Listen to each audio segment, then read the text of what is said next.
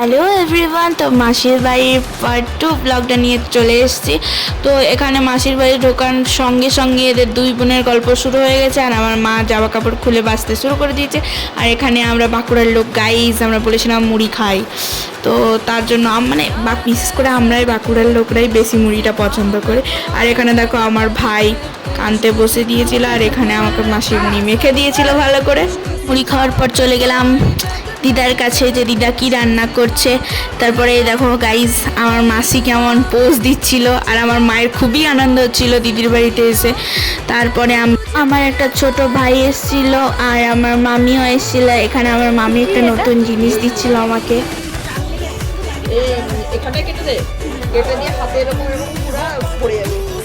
Finally আমি হাজারবার চেষ্টা করার পরও আমি আমার কাজে ব্যর্থ হই গাইজ।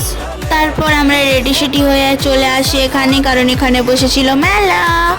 মানে আর কি পুরোপুরি মেলাটা বসেনি, তার আগের থেকেই আমরা চলে গেছি। দেন ওখানে ফুচকার দোকান ছিল, আর এই কাকুটা আমাদেরকে নানান রকমের বানিয়ে ফুচকা দিয়েছিল। আমি, মামি, দাদা, মামা সবাই মিলে চলে গেছিলাম ফুচকা খেতে। আর কিছুই না, ফটো তুলছিলাম। তখন মামা বুঝতে পারেনি যে আমি ফটোর মধ্যে ভিডিও স্টার্ট করে দেবো। দূর কী করছিস? আর এই ভাইটা যেখানে গাড়ি দেখছে সেই গাড়িটাও কিনবে, তার জন্য যোগ করছিল। তার আমাদের ফুচকা খাওয়া হয়ে যাওয়ার পর আমরা কিছু ফটকা ফাটিয়ে নিলাম, অনেক ফটকা ফাটিয়েছিলাম। ওগুলো ফটকা ফাটিয়ে শান্তি না হবার পর এত বড় আরেকটা বক্স কিনে নিয়ে চলে এলাম। আর ফাইনালি সেই মহান ব্যক্তিকে দেখা গিয়েছে ভিডিওর মধ্যে। তারপরে সেই বুড়া বুড়া লোকগুলো এবারে চলে গেছে ফটকা ফাটাবে, মানে আমার এত বড় বড় দাদাগুলা।